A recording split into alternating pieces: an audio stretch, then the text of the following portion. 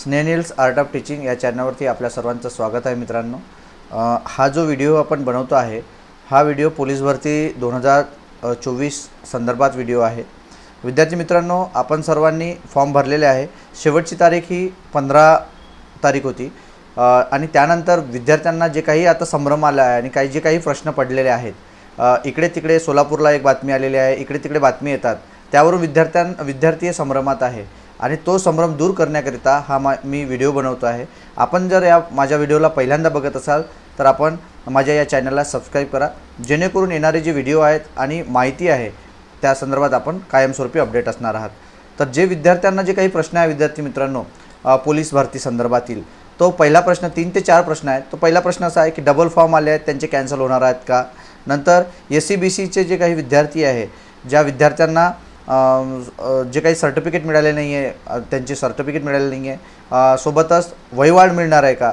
नंतर ग्राउंड कधी होणार आहे, मे मध्ये होणार आहे की जून मध्ये ग्राउंड होणार आहे, या संदर्भात एक बातमी आलेली आहे।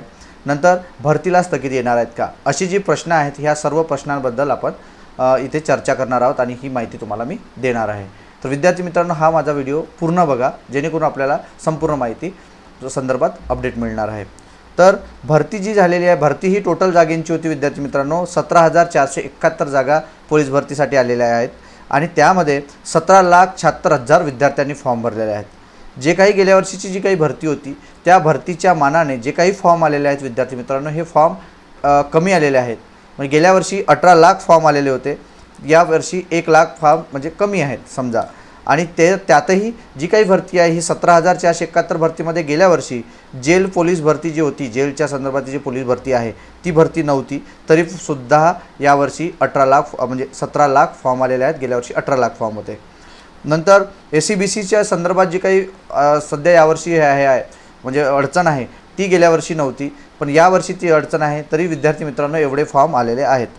पहिला मुद्दा हा आहे की फॉर्म जे डबल भरलेले आहेत विद्यार्थ्यांनी, अगोदरचे ज्या विद्यार्थ्यांनी फॉर्म भरले त्यांनी एकच फॉर्म भरले, परंतु नंतर जे विद्यार्थी शेवटची जे डेट वाढली होती, एक्सटेंड करण्यात आली होती, त्यामध्ये विद्यार्थ्यांनी खूप प्रमाणात डबल फॉर्म भरले आहेत। तर डबल ज्यांनी फॉर्म भरलेले आहेत ते डबल फॉर्म नक्कीच कॅन्सल होणार आहे विद्यार्थी मित्रांनो। कारण फॉर्मनुसार आपण जर यांनी आधार कार्डच्या नुसार जर आपल्याला प्रवेश दिला तर ते फॉर्म असेच रिजेक्ट होणार आहे, म्हणून डबल ज्यांनी फॉर्म भरलेले आहेत ते रिजेक्ट होणार आहे एवढं नक्की। त्यांचे फॉर्म काही चालणार नाही आणि त्यांनी ज्या पद्धतीने भरले आहेत ते सुद्धा चालणार नाही।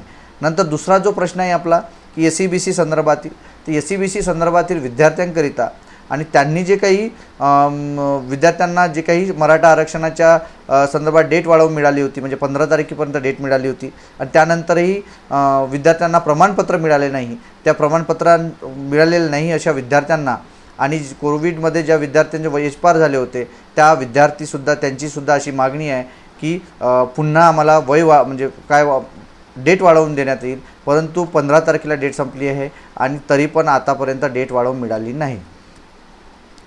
फॉर्म भरतीसाठी जे काही मुद्दा आला आहे की विद्यार्थ्यांना निर्णय घेण्याच्या संदर्भात म्हणजे फॉर्म डेट वाढवणे आणि वय वाढवणे याच्या संदर्भात सरकार नक्कीच सकारात्मक आहे आणि या संदर्भात खूप साऱ्या केसेस कोर्टात पडलेल्या आहेत आणि त्यावरती सध्या आचारसंहिता असल्या कारणाने त्यात कोणत्याही मुद्द्याचं म्हणजे कोर्टाने अजूनपर्यंत निकाल दिला नाही, पण शेवटी कोर्ट आहे। कोर्टाने जर त्या सकारात्मक विद्यार्थ्याच्या बाजूने जर निर्णय दिला तर नक्कीच शासनाला या भरती संदर्भात विचार करावा लागेल आणि वय वाढवून देता येईल आणि नक्की वय वाढवून द्यायला पाहिजे। कारण जे विद्यार्थी भरती करत आहेत त्यांना नक्कीच गेल्या वर्षी 2 वर्षात जर पोस्ट मिळाली नसेल तर हा शेवटचा चान्स म्हणून विद्यार्थ्यांना तो मिळावा आणि विद्यार्थीसुद्धा या पोलीस भरतीमध्ये त्यांचं नुकसान होणार नाही। नंतर जे काही विद्यार्थ्यांना मध्यमवर्ग आणि ही जी काही भरती करणारे किंवा अभ्यास करणारे जे विद्यार्थी आहेत हे सर्वच मध्यमवर्गीय कुटुंबातील विद्यार्थी आहेत, आपले जवळचे मित्र नातेवाईक आहेत, त्यामुळे या सर्वांचा लाभ व्हावा, यांना फायदा व्हावा याकरता सुद्धा वय वाढवून देण्यात यावं। आणि इकडे तिकडे ज्या काही विद्यार्थ्यांनो भरती जी चालू आहे या भरती संदर्भात जे काही बातम्या, जसं आता सोलापूरला एक बातमी आली, सोलापूरच्या पेपरला एक बातमी होती की आपली जी भरती आहे म्हणजे फिजिकल आहे, शारीरिक चाचणी जी आहे ही शारीरिक चाचणी मेच्या एंडिंगला होणार, पण हे शक्य नाही, मेच्या एंडिंगला होणं शक्य नाही, कारण आचारसंहिता आहे, निवडणुका आहेत आणि सर्व पोलीस यंत्रणा आणि बाकी ज्या गोष्टी आहेत ह्या आपल्याला आपणही विचार करू शकता। आपण सुजाण आहात, आपण भरतीची तयारी करत आहात, परंतु या गोष्टींकडे लक्ष न देता आपण आपली भरती कायमस्वरूपी, आपलं फिजिकल, आपला अभ्यास कायमस्वरूपी सुरू ठेवायचा आहे, जेणेकरून भरती संदर्भात जे काही नोटिफिकेशन आलं आणि वेळेवर जरी भरती फिजिकल घेतो म्हटलं तरी पण आपण तयार असणे, तत्पर असणं गरजेचं आहे विद्यार्थी मित्रांनो। म्हणून या बातम्यांकडे आपण कोणतंही इकडे भटकून न देता आपण आपला जो काही फिजिकलचा वेळ आहे सकाळ आणि संध्याकाळचा आणि जो काही अभ्यासाचा वेळ आहे तो अभ्यासाचा वेळ आणि प्रॅक्टिस हे आपण नियमितपणे सुरू ठेवा, सातत्याने सुरू ठेवा, ज्यामुळे तुमचा फायदा होणार आहे। यानंतर विद्यार्थ्यांनो, जे काही आपण 4 जून म्हणजे जून जर विचार जर केला, म्हणजे जूनचा जर विचार केला तर 4 जूनला म्हणजे निवडणुकीचा निकाल आहे। 4 जूनपर्यंत सर्व पोलीस यंत्रणा कामात असणार आहेत विद्यार्थी मित्रांनो।